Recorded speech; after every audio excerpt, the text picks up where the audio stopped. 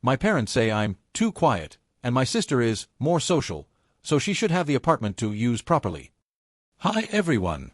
Today's story will blow your mind, but really quick, if you enjoy this content, hit that subscribe button. Channel's been a bit quiet lately, and your support keeps it all going. Let's jump in. I never thought I'd be writing this, but I need to get this off my chest because I'm starting to question my own sanity. I'm James, 27, and I've always been what people call quiet.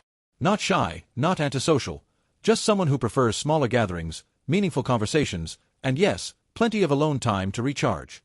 I've worked hard to build a life that suits me, including purchasing my own apartment last year after 5 years of saving every penny for my job as a software developer. My younger sister Ashley, 25, is the complete opposite. She's the life of every party, has hundreds of friends, and her idea of a perfect weekend involves hosting massive gatherings that go until 3 a.m. We've always been different, and I thought our family had accepted that. I was wrong. It started innocently enough 3 weeks ago. My parents, Robert and Patricia, came over for dinner at my new place. I'd been living there for about 8 months, and they'd visited a few times before. I'd made my mom's favorite lasagna recipe, set the table with the nice plates, and was genuinely looking forward to a quiet evening with them. Halfway through dinner, my dad looked around my living room and made a comment that felt like a punch to the gut. "You know, James, this is such a beautiful space. It's a shame you don't use it to its full potential." I asked what he meant, genuinely confused. My apartment is my sanctuary. I have a reading nook by the window, a home office setup that's perfect for my remote workdays, and a kitchen I actually use because I love cooking. To me, it's perfectly utilized. My mom jumped in, her voice taking on that tone I recognized from childhood, the one that meant she was about to say something she thought was helpful but was actually hurtful. "What your father means is that this apartment has such wonderful entertaining space. The open floor plan, the large living room, that beautiful kitchen island, it's perfect for hosting. But you've been here 8 months and haven't thrown a single party." I explained that I'd had friends over multiple times. My best friend Michael and his wife come for game nights. My book club meets here monthly. I host dinner parties for my close circle. But apparently, having 6 people over for wine and discussion doesn't count as properly using my space. "Ashley would make such better use of a place like this," my mom continued, and there it was, the comparison I'd been waiting for. She has so many friends, such a vibrant social life. She's currently cramped in that tiny studio, barely able to have anyone over. "It seems like such a waste for you to have all this space when you're so quiet." The word hung in the air like an accusation. Quiet. As if it were a character flaw, a deficiency that made me less deserving of the home I'd worked years to afford. Main development. The conversation deteriorated from there. My dad, ever the pragmatist, started laying out what he clearly thought was a logical argument. "Look at the facts, son. Ashley has her real estate license now and needs to network. She needs a space where she can host clients, throw networking events, really build her career.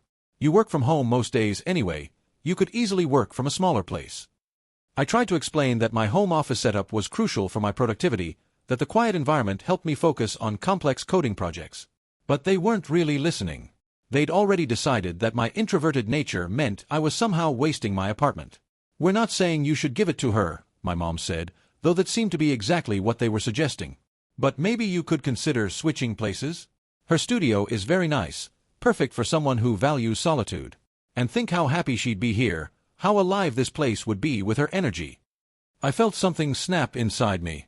Years of being told I was too quiet, years of having my personality treated like something to be fixed or worked around, all crystallized in that moment. I stood up from the dinner table, my hands shaking slightly. "This is my home," I said, struggling to keep my voice level. "I saved for 5 years to buy it. I chose it because it fits my life perfectly. Just because I don't throw raging parties doesn't mean I'm not using it properly. I'm using it exactly as I want to, as a peaceful space where I can work, relax, and yes, entertain in my own way." My parents exchanged one of those looks that married couples perfect over decades, the kind that says, "We'll deal with this later." My mom's voice took on a hurt tone. "We're just trying to help both of you, James. Ashley mentions all the time how perfect your place would be for her lifestyle. We thought you'd be understanding." "Understanding of what? That you think my sister's extroversion makes her more deserving of nice things? That my personality type somehow disqualifies me from having a decent living space?" The rest of the dinner was awkward and stilted. They left earlier than planned, my mom giving me a stiff hug and whispering that I should think about what's best for the family. As if giving up my home to subsidize my sister's social life was somehow a family obligation. The next few days were a blur of ignored calls and texts. Ashley started messaging me, initially playing innocent. "Mom said you guys had a weird dinner. Everything okay?" But her messages quickly revealed her true intentions. She sent me listing after listing of studio apartments, perfect for your lifestyle, and great for someone who likes peace and quiet. Each message felt like another twist of the knife. Then came the day that changed everything. I'd given Ashley a spare key months ago for emergencies, a decision I was about to deeply regret. I came home from a rare day at the office to find my apartment transformed. String lights hung across my living room, my furniture had been rearranged, and there were at least 30 people milling around with red Solo cups. Ashley appeared, wearing one of my kitchen aprons and carrying a tray of appetizers like she owned the place. "James. Perfect timing. I'm showing some potential clients what an amazing event space this could be. Isn't it incredible how alive your apartment feels with people in it?" I stood in my own doorway, laptop bag still on my shoulder, watching strangers treat my sanctuary like a nightclub. Someone had moved my books to make room for a makeshift bar on my reading shelf. A couple was making out on my expensive couch. Music blared from a speaker system I didn't own, rattling my carefully curated wall art. "Get out," I said, but my voice was drowned by the music. I had to shout, "Everyone get out. Now." Ashley's face went through several expressions: surprise, annoyance, and finally, a calculating look I'd seen before. "James, don't be dramatic. I'm networking. This is important for my career." "This is breaking and entering," I replied, my voice deadly calm now. "You're trespassing, and so is everyone else here. Leave now, or I'm calling the police." She tried to argue, tried to make me look like the unreasonable one in front of her guests. Some of them were filming on their phones. Great, my humiliation would be on social media within hours. But I held firm, and eventually, sullenly, she herded everyone out. The apartment looked like a tornado had hit it. As she left, she turned back with a nasty smile. "You know what? This just proves Mom and Dad's point.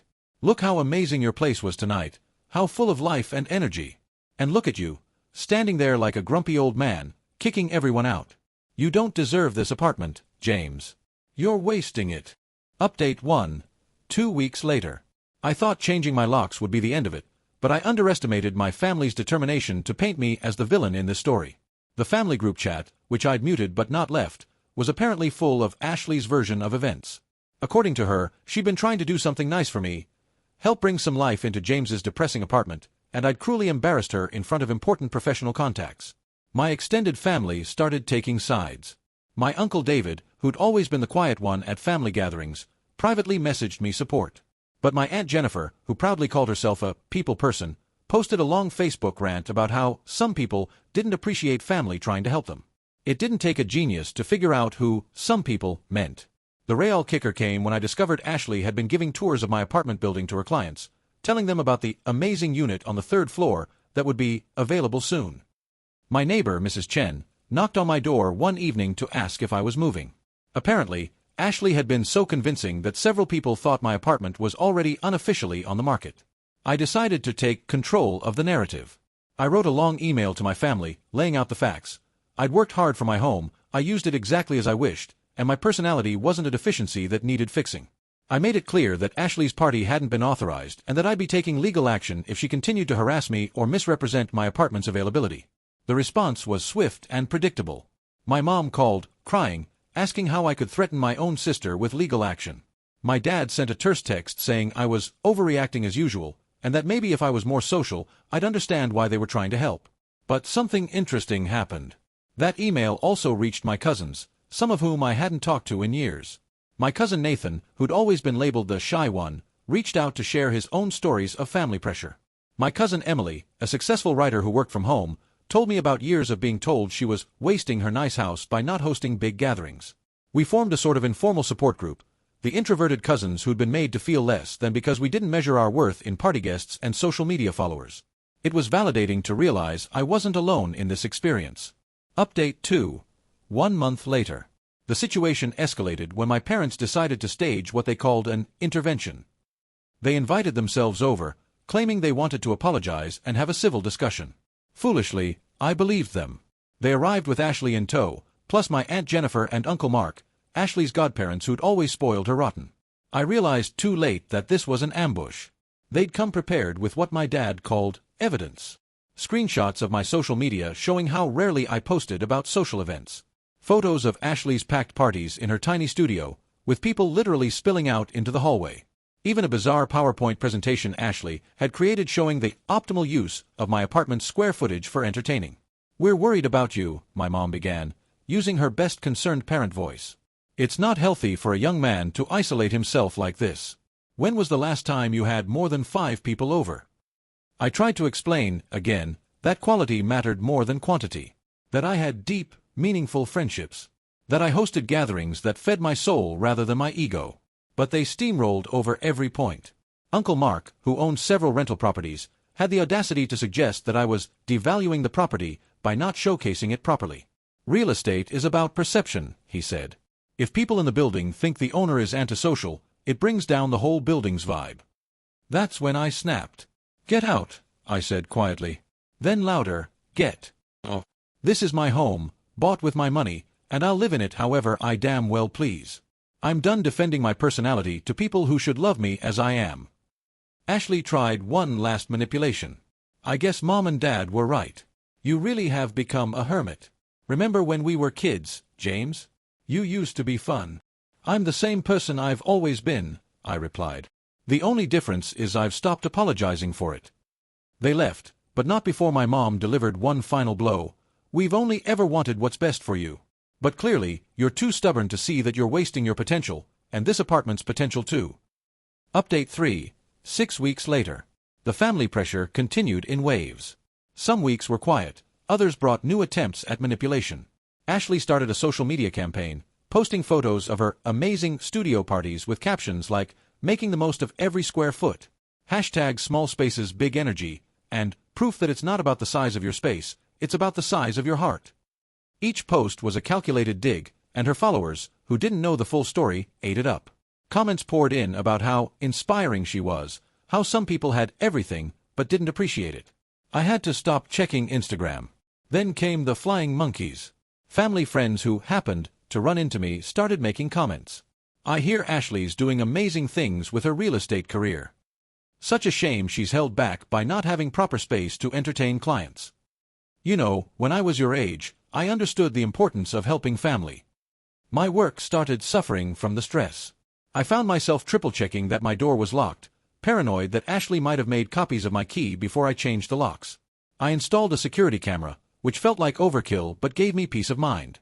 The breaking point came when my parents sent a formal letter, an actual letter, on their attorney's letterhead. It wasn't a legal document, just a way to make their manipulation look official. The letter outlined a proposal where I would transfer ownership of my apartment to a family trust, with Ashley as the primary resident and me as a beneficiary who could use the guest room when needed. They actually thought I'd sign over my home in exchange for visitation rights to my own property. I hired my own attorney and sent a cease and desist letter. I made it clear that any further harassment would result in a restraining order, family or not. I also started documenting everything, every text, every unexpected visit, every social media post that bordered on defamation. Update 4. 3 months later. The cease and desist letter created a family explosion of nuclear proportions.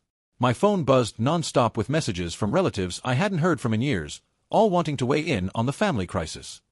The narrative had morphed into me being an ungrateful son who was tearing the family apart over a simple misunderstanding.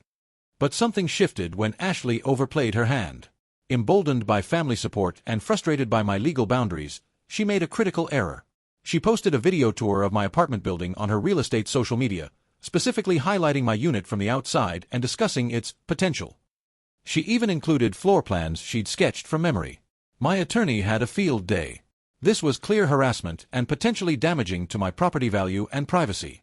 We sent another letter, this time to her real estate broker. The threat to her license finally made Ashley back off, but the damage to our family relationship seemed irreversible. My parents requested one final meeting, this time just the 3 of us. Against my attorney's advice but hoping for closure, I agreed to meet them at a neutral location, a quiet coffee shop downtown.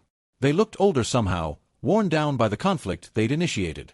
My mom spoke first, her voice lacking its usual commanding tone. "We still don't understand why you're being so difficult about this, James. We've only ever wanted our children to be happy. But only if that happiness looks the way you think it should, I countered. You've never accepted that I'm happy living quietly. You've spent my entire life trying to force me into Ashley's mold. My dad sighed heavily. You have so much, son. A beautiful apartment, a good job, your whole life ahead of you. Ashley's struggling in that tiny studio, trying to build her career. We thought you'd want to help your sister. I would have helped her, I said, and meant it. If she'd asked for help finding her own place, or even borrowing money for a deposit, I'd have considered it. But instead, you all decided that I didn't deserve what I'd earned because I'm too quiet to use it properly. Do you have any idea how that feels? For the first time, I saw something crack in my mom's expression. Ashley's always been so full of life. She lights up every room. You thought her personality made her more deserving, I finished. You've always valued her extroversion over my introversion. And now you're literally trying to take my home because you think she'd throw better parties in it. The silence stretched between us. Finally, my dad spoke. So what happens now? You cut us out of your life. Destroy the family over an apartment. I'm not destroying anything, I said firmly. I'm just done shrinking myself to make you comfortable. I'm done apologizing for who I am. If you can accept that, we can work on rebuilding. If not, that's your choice. Resolution. I wish I could say my parents had a sudden epiphany and apologized, but life rarely works that way. They left that coffee shop still convinced they were right, still believing that my refusal to hand over my apartment to my sister was selfish and short-sighted. But something powerful came from this conflict. I'd spent 27 years unconsciously apologizing for my quiet nature, making myself smaller to avoid judgment. This fight over my apartment forced me to finally stand up and declare that my way of living was just as valid as Ashley's. The extended family remains divided. Some relatives think I'm a selfish monster who values property over family. Others, mostly the quieter ones who'd been similarly dismissed over the years, have reached out with support and their own stories. I've grown closer to cousins I barely knew, bonding over shared experiences of being deemed less than for our introverted natures. Ashley and I don't speak anymore. She's still in her studio, still throwing parties that annoy her neighbors, still posting passive-aggressive content about making the most of what you have while others hoard what they don't use. I've blocked her on all social media platforms and feel nothing but relief. My relationship with my parents exists in a careful limbo. We exchange holiday cards and birthday texts, but the warmth is gone. They still don't understand why I couldn't just give Ashley what she wanted, why I had to make such a fuss over keeping my own property. I've accepted that they may never understand. But here's what matters. I'm still in my apartment.